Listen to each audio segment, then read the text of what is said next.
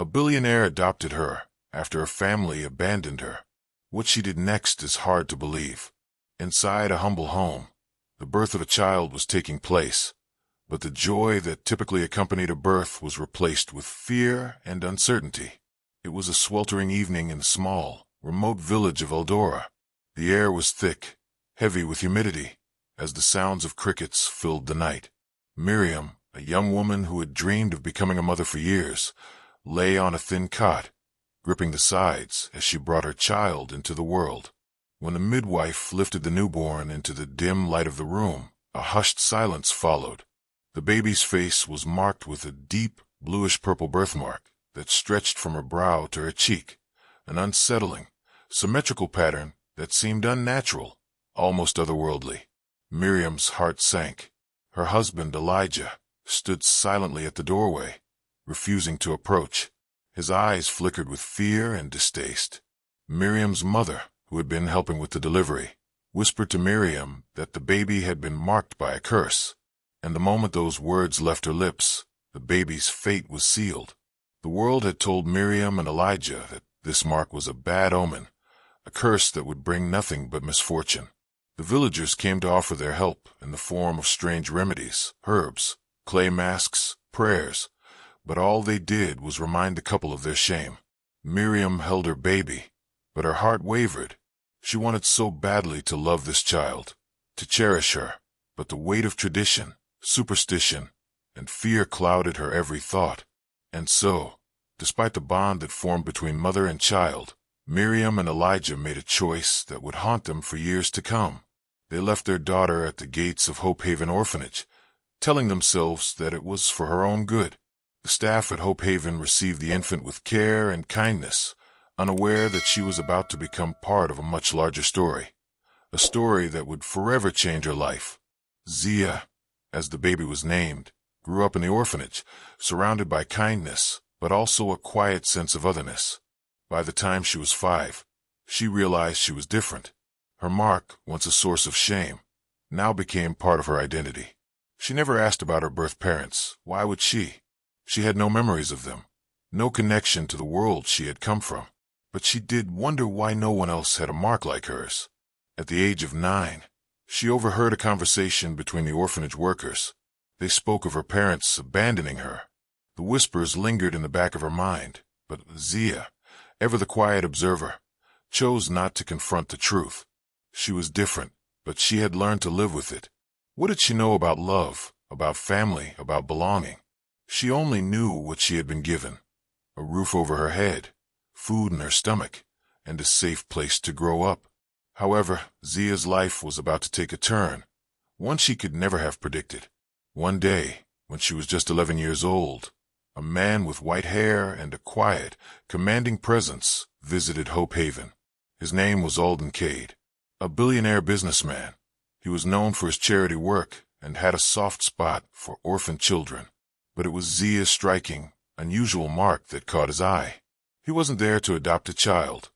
He wasn't there for any specific reason at all. But the moment his eyes met Zia's wide, silent gaze, something shifted inside him. He had lost his own granddaughter the year before in a tragic car accident. Her name had been Zia too. Alden stood there for a long time, studying the little girl who looked up at him with curiosity but no fear. There was something in her eyes, something in her stillness that reminded him of his lost granddaughter, and without thinking, he made the decision that would change both their lives forever. He never made a public announcement. There were no media statements, no big headlines. He didn't adopt her for the world to see. He simply took Zia from Hope Haven, brought her to his sprawling estate, and raised her as his own. He gave her everything a child could dream of: luxury, comfort, education. But more than anything, he gave her the one thing she had never known: the freedom to be herself, to let her mark become a symbol of strength, not shame. "You are my granddaughter now," Alden said to her one night as he tucked her into bed. "That mark on your face, that's your strength. It makes you unforgettable."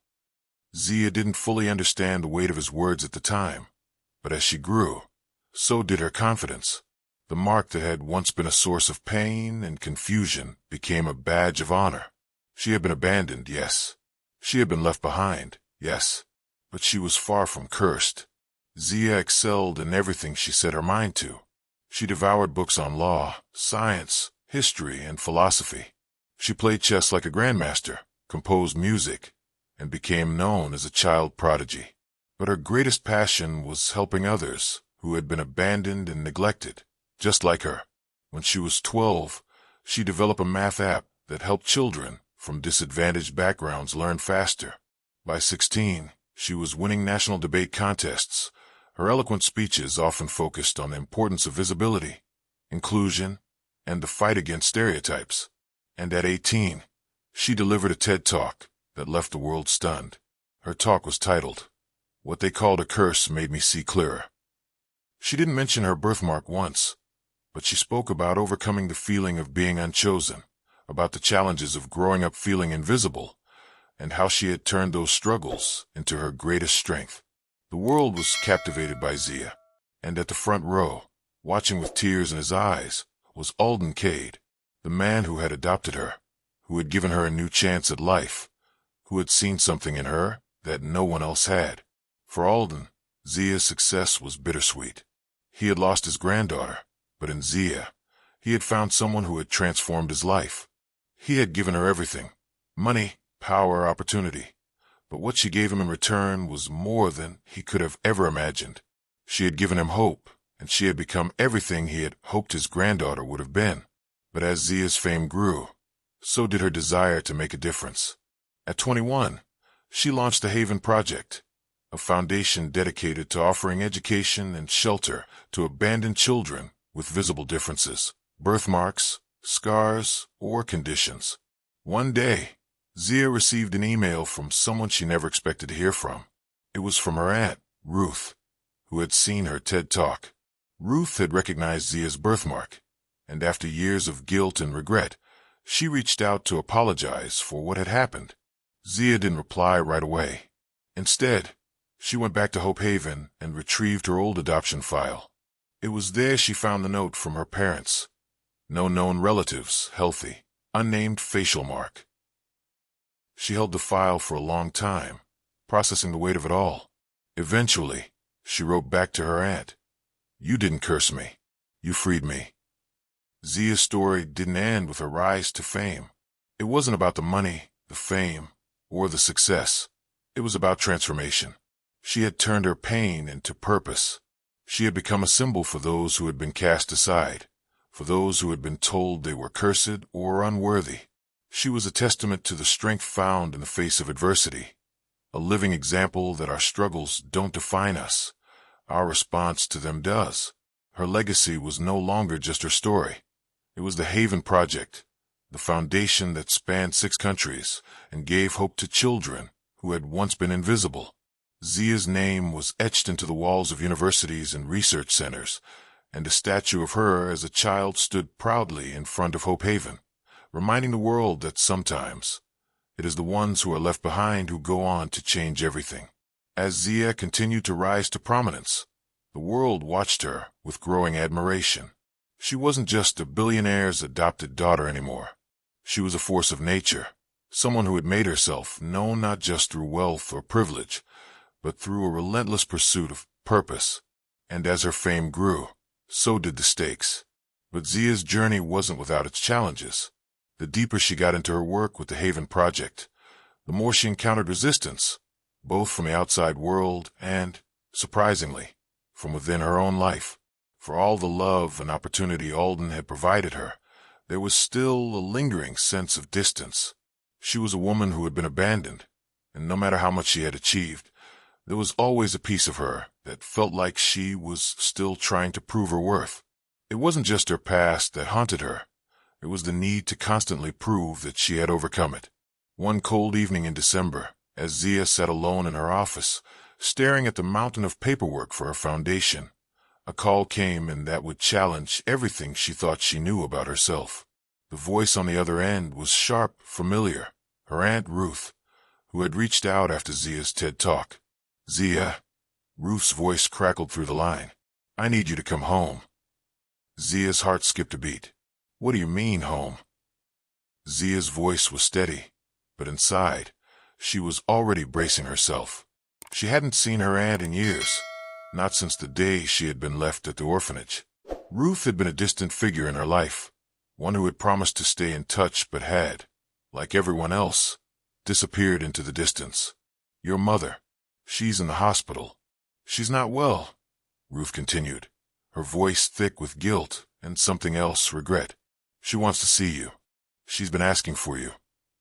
Zia stood up abruptly, her chair scraping against the floor, her fingers clenched around the edge of her desk.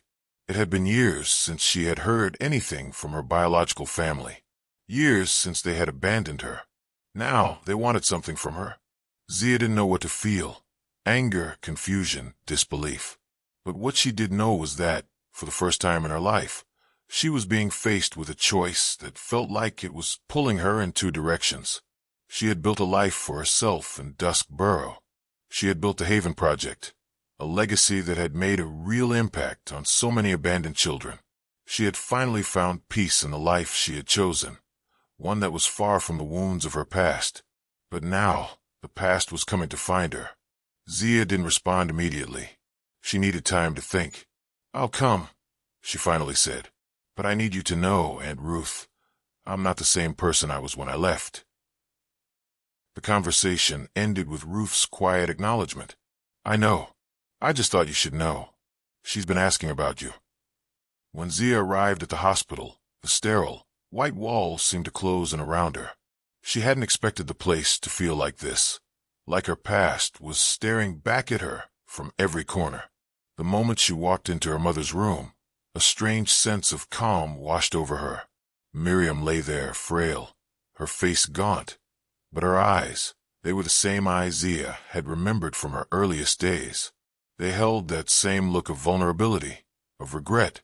For a moment, neither of them spoke. Zia stood by the door, her hand still holding the knob, trying to make sense of the emotions swirling inside her. Miriam's eyes flickered with recognition, but it was clear that Zia wasn't the little girl she had once been. Zia, I'm so sorry, Miriam whispered, her voice weak but earnest. I made the worst mistake of my life, abandoning you. I should have never listened to them. You were always mine. Zia's throat tightened, but she didn't cry. She had been waiting for this moment for so long, and now that it was here, she didn't know how to process it. Why now? After all these years? After everything I've done for myself? Miriam reached a trembling hand toward her. I was ashamed. I thought I could erase what I'd done, but now I know I can't. I have to face it, Zia, and face you. Zia stepped forward, but not too close. She didn't know how to forgive her mother, not yet. Her voice was steady but sharp. You abandoned me. I was a child. How could you just leave me there at the orphanage, without even a word? Miriam's face crumpled, and for the first time, Zia saw the woman for who she truly was, weak, broken, and human. I thought it was for the best. I thought you would have a better life with people who could give you what I couldn't. But I was wrong, Zia. I can't undo that. Zia looked at her mother, her mind swirling. She had spent years building walls to keep people out, to keep herself from needing anyone, especially someone who had turned her back on her. Yet here was her mother, broken and remorseful, and all Zia could do was stand there, unsure of what to say. I've done everything for myself, Mom, Zia whispered, her voice barely audible. I became someone because I had to, not because of you. I had to survive, and I did it on my own. There was a long pause, and then Miriam spoke, her voice small. I've watched you from afar. I know what you've become, and I'm proud of you. I don't expect anything from you, Zia. I just wanted you to know that I see you now, for who you are. Zia closed her eyes, the weight of the moment pressing down on her chest. It felt like everything was unraveling, like the past was coming back to reclaim her. And yet, there was something else, something Zia wasn't expecting. As much as she had fought to let go of her pain, she still felt that tug of connection. The woman who had abandoned her, who had given her up, was now offering something Zia had never thought she would receive, an apology, a recognition. But was it enough?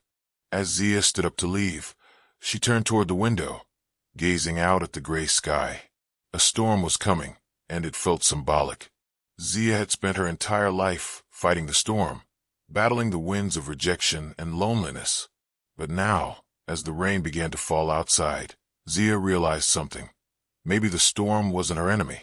Maybe it was something she could weather, something that could teach her how to finally heal. But that wasn't the end of the story.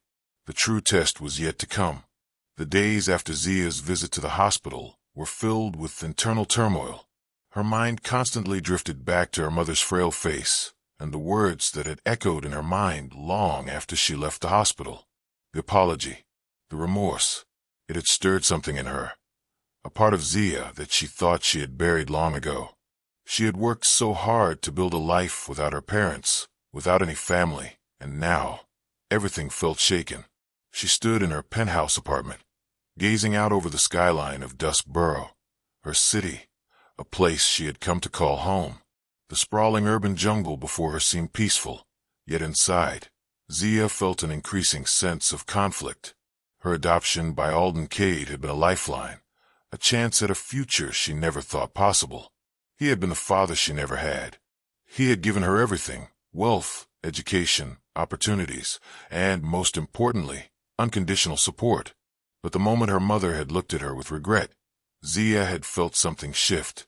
A deep, unspoken bond had reemerged. For years, she had convinced herself that the past was irrelevant.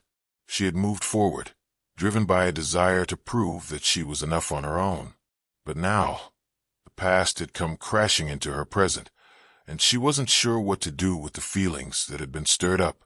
A knock at her door broke her reverie. "Come in," she called, forcing herself to look away from the city. The door creaked open, and in walked Alden Cade, his figure imposing yet warm. He was everything Zia had come to admire in a father, strong, composed, and wise. But today, his usual calm demeanor was clouded by something else. Zia could see it in his eyes. He knew something was wrong. "Zia, we need to talk," Alden began, his voice steady but laced with concern. Zia turned toward him, her arms crossed over her chest. "What's going on?" Alden didn't sit down. Instead, he took a step closer to her, his hands resting on his hips as he studied her. "I saw you at the hospital the other day. You're going through something, and I can tell it's weighing on you. You know I'm here for you always, right?" Zia nodded but didn't respond immediately. The truth was, she didn't know how to explain what she was feeling. The guilt of seeing her mother, the anger at being abandoned, the conflicting emotions of seeing someone who had caused her so much pain. All of it was like a tangled mess in her chest. "I've never asked you about your past," Alden continued, taking another step closer. "And I never will unless you're ready to talk about it. But I can't help but feel like you're carrying something that's holding you back from truly moving forward." Zia looked down at the floor, her eyes avoiding his. She had always kept her past separate from her present. Alden had given her everything she needed to succeed. He had filled the void her parents left. But the ache, the unanswered questions about who she was and where she came from, still lingered. "I went to see her, Alden," Zia said finally, her voice barely a whisper. "My mother. She's in the hospital." She apologized, but it doesn't change anything. I can't just let go of what she did. Alden's expression softened. He placed a hand on her shoulder, offering comfort without words. "Zia, you don't have to carry this burden alone. You're not responsible for what happened to you. And I want you to know, no matter what, you'll always have a family here. You don't have to fix everything or make it all better. You've already shown strength beyond measure." Zia exhaled deeply, letting the weight of his words settle over her. But deep inside, she knew there was more. There was a part of her that couldn't shake the need to know the truth, to understand what had happened all those years ago. The next day, Zia decided to confront the past head-on. She would visit her mother again, but this time, it wouldn't be about forgiveness. It would be about answers. She needed to know why she had been abandoned, why her parents had made the choice to leave her at the orphanage. As she walked through the sterile hospital halls, Zia's heart pounded in her chest. Every step felt heavier than the last. This wasn't just about reconnecting with her mother. This was about digging up buried emotions, about confronting a truth she wasn't sure she was ready to hear. When she reached her mother's room, Zia paused. Miriam looked frail, her eyes wide and searching, waiting for her daughter to arrive. The apology still hung between them, unspoken but present. This time, however, Zia wasn't here to forgive. She was here for answers. "Miriam," Zia began, her voice steady. "I need to understand. Why did you abandon me? What happened?" Miriam's face crumpled as she looked at her daughter, her hands trembling. She took a deep breath before responding, her voice cracking. "Zia, it wasn't that simple. There were things happening at the time, things I couldn't control. We didn't have money, and your father, he couldn't handle it. We didn't think you'd have a future with us. The family was torn apart by loss, and I thought you'd have a better life if I let go." Zia stared at her, disbelief creeping in. "You thought I'd have a better life by being abandoned? By being left at the orphanage? By being discarded?" Miriam's eyes filled with tears, but she didn't answer. Zia stood there for a long time, letting her words sink in. She had been searching for answers for so long, and now that she had them, the truth was far more painful than she could have imagined. "I don't know if I can forgive you for this," Zia said softly, her voice breaking. "But I needed to hear it. I needed to know the truth." There was silence between them for a long time. Zia could feel her heart breaking again, but this time, she understood that healing wouldn't come from forgiveness. It would come from accepting the truth and choosing how to move forward, regardless of the past. That night, as Zia sat alone in her penthouse, the weight of everything she had just learned pressed down on her. She was angry, heartbroken, and confused. But there was one thing she was certain of. She had come a long way, and no one could take that from her. But as she scrolled through the news on her phone, an unexpected headline caught her eye. "Billionaire Alden Cade's adopted daughter faces backlash after TED Talk. Is she really who she claims to be?" Zia froze, her heart dropping into her stomach. She clicked on the article, reading through the accusations, the doubts about her upbringing, and most of all, the insinuation that her success wasn't truly hers. Someone was trying to tear her down. Someone was trying to strip away everything she had worked for. And the question loomed, who was behind it? Zia had always known that success didn't come without its battles. The transition from orphan to billionaire's adopted daughter had been a rocky one, full of challenges, prejudices, and doubts. But none of those obstacles compared to what she was facing now. As she stared at the screen, the weight of the article settled in her chest like a lead balloon. Is she really who she claims to be? The headline screamed at her, the words dripping with skepticism. The article questioned her authenticity, suggesting that her success was built on the foundations of a false narrative. Her rise to fame had been too sudden, too neat, the article implied, and the most damning accusation of all, suggesting that Alden Cade had created her success story out of nothing more than guilt for the loss of his own granddaughter. Zia's blood ran cold. The article wasn't just attacking her. It was attacking everything she had worked for. The Haven Project, her app, the TED Talk. It was all being called into question. The implication was clear. Zia wasn't the product of hard work, talent, and resilience. No, she was a construct. A billionaire's way of atoning for his past. Her phone buzzed again. Another message from Sarah, her closest confidant and the head of the Haven Project.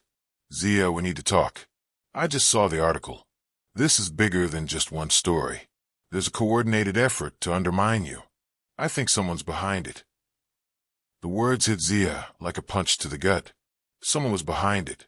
The idea of being sabotaged, of having her entire life turned into a target, set her nerves on edge. She needed answers. She needed to understand who was pulling the strings, and more importantly, why. Hours later, Zia met with Sarah at the Haven Project's headquarters. The building was buzzing with activity. Workers huddled around desks, collaborating on projects for underprivileged children. But despite the positive atmosphere, Zia could sense the tension in the air. People were whispering, looking over their shoulders. It was clear that the media firestorm had begun to affect everyone. Zia sat down across from Sarah, her face hard and unreadable. What do you mean by a coordinated effort? Sarah leaned in, her face grim. Zia, this article isn't an isolated incident.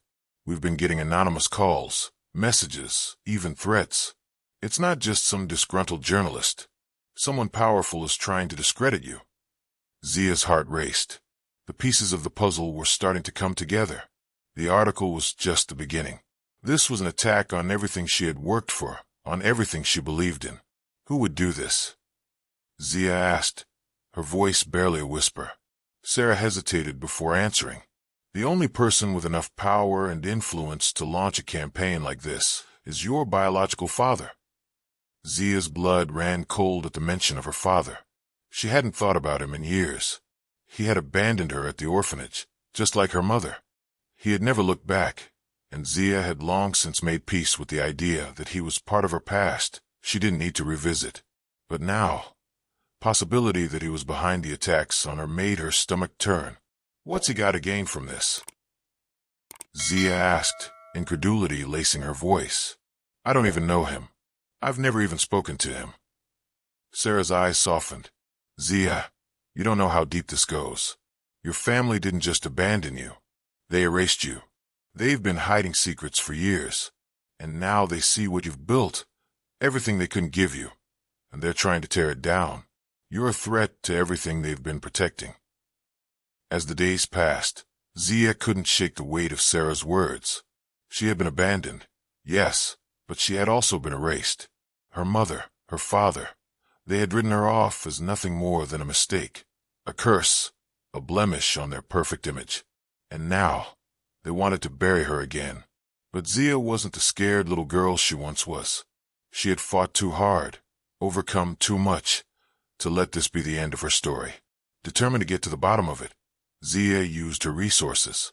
She tapped into her network of contacts, pulling strings, reaching out to old friends, and digging into her father's life. What she uncovered shocked her to her core. Her father, a wealthy businessman in his own right, had been in a public battle over his family's fortune. He had been embroiled in a long-running lawsuit with his estranged brother, who had died under suspicious circumstances. And more importantly, Zia's father had been trying to gain control of the very same charity her foundation had been working with, one that had been set up in his brother's name before his death. Everything came into focus. Zia wasn't just being attacked for the sake of her success. She was being targeted because she had unwittingly become a rival to her father's ambitions. He couldn't control her. He couldn't control the legacy she had built, and that, to him, was a threat.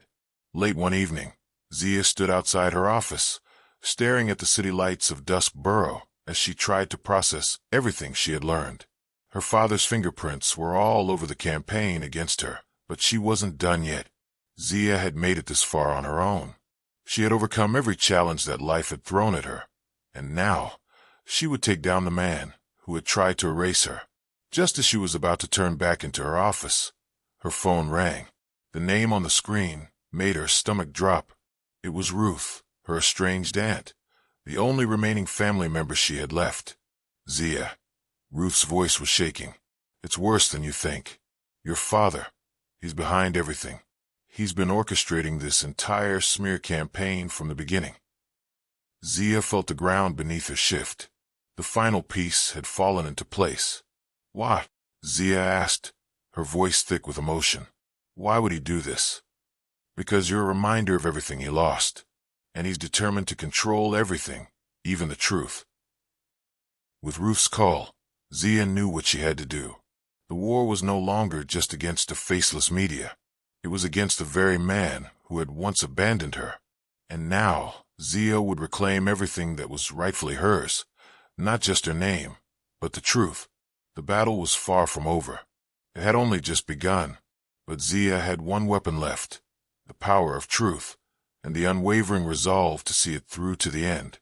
The days following Zia's discovery were a blur. The news had spread like wildfire across the media, and the pressure was mounting. Every move she made seemed to be scrutinized, every decision second-guessed. But despite the mounting pressure, Zia's resolve only hardened. She had fought too long and too hard to let her father's manipulations define her. She was done running. This battle was hers to fight, and she wasn't going to let anyone, especially not someone who had abandoned her, take everything she had built away. It was the day of the final hearing, the day Zia would confront her father in public face to face, for the first time in years. The stakes couldn't be higher. The media was already in full swing, the reporters outside the courtroom snapping photos as they waited for the dramatic showdown between Billionaire and Billionaire. But Zia wasn't there for the cameras. She wasn't there for the show. She was there to take back her life. Alden Cade, her adopted father, had been with her every step of the way. He had been her strength, her guide, her rock. But even now, in the thick of it, he knew this was Zia's fight, and no matter what happened, she had earned this moment of reckoning. The courtroom was packed with journalists, legal experts, and high-profile individuals who had all come to watch the spectacle unfold. Zia took a deep breath as she walked up to the front, her gaze locked on the judge's seat. Her father, sitting across from her, met her eyes with an almost unnerving calmness. His expression was one of quiet arrogance, an old man who believed he could still control everything in his path. But Zia could see the flicker of uncertainty in his eyes, just below the surface. The man who had tried to erase her was finally beginning to understand the magnitude of what he had unleashed. "I don't know how you can sit there." Zia spoke first, her voice ringing through the silence. The room went still at the authority in her words. "How you can look at me and pretend like everything you've done doesn't matter. I'm not the little girl you abandoned. I'm not the victim you thought you could control. I am someone who has built a life, a legacy, from the ashes of your mistakes." Her father's jaw tightened, but he didn't speak. He simply watched her, waiting for her to falter, waiting for her to show weakness. But Zia didn't waver. She continued, "You thought you could destroy everything I've built by slandering my name, by turning the world against me. You thought I would be easy to break. But I'm not, and I never was." The judge, sensing the tension in the room, cleared his throat and motioned for Zia to continue. She took a step closer, her eyes never leaving her father's face. "You abandoned me. You abandoned me because I wasn't what you wanted me to be. Because I didn't fit your idea of perfection," Zia said, her voice growing stronger. "But I've built something better. I've built something real. And you, sitting there in your arrogance, thought you could tear it down. You thought you could take everything from me by questioning my very existence." Her father's face twisted into a snarl. "You don't understand, Zia. I was trying to protect you. Your mother and we made the best decision we could at the time. We were trying to save you from a life of hardship. I didn't want you to suffer." Zia's breath caught in her throat, a flare of anger shooting through her chest. "You didn't want me to suffer? You abandoned me at an orphanage, Dad. You gave up on me. You took away my chance to have a family, and now you think you can just waltz in and take it all back. You can't. You never will." She turned away from him for a moment, her hands shaking at her sides. Her heart raced as the weight of her words settled in. Zia had always been strong. She had always known how to fight. But today, in this courtroom, she was fighting for something bigger than herself. She was fighting for every person who had been abandoned, for every child who had been cast aside and left behind. The room was silent, the air thick with anticipation. Then, she turned back to face her father, who had stood up, his posture rigid. "You are still my daughter," he spat, the words coming out harshly, as if the claim were a curse. "No," Zia said, shaking her head slowly. "I'm not your daughter anymore. I was your daughter once, but I am not who you wanted me to be. I am who I made myself, and I made myself into someone you can't control, no matter how hard you try." The words hung in the air between them, undeniable and irrevocable. The judge finally spoke, his voice cutting through the silence that had settled in the room. "It's clear that there's a history here that goes beyond this case, and I believe we've reached the point where it's no longer about money or reputation. It's about something deeper, the truth."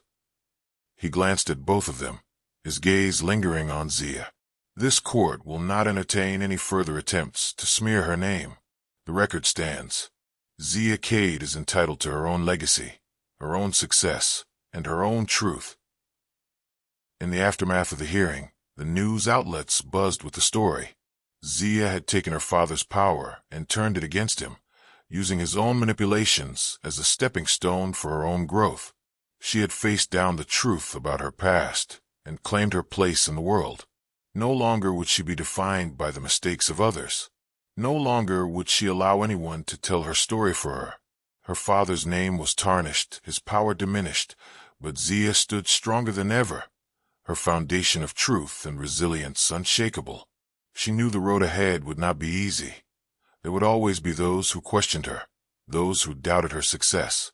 But she had learned that her greatest strength came from her ability to embrace her past, to own it, and to rise above it. As she left the courtroom with Alden by her side, Zia looked out at the world ahead of her. She had built this life herself. She had fought for it, and she would continue to fight for the future, for the children she helped, for the legacy she created, and for herself. The last image of Zia wasn't of a billionaire's adopted daughter or a woman overshadowed by her past.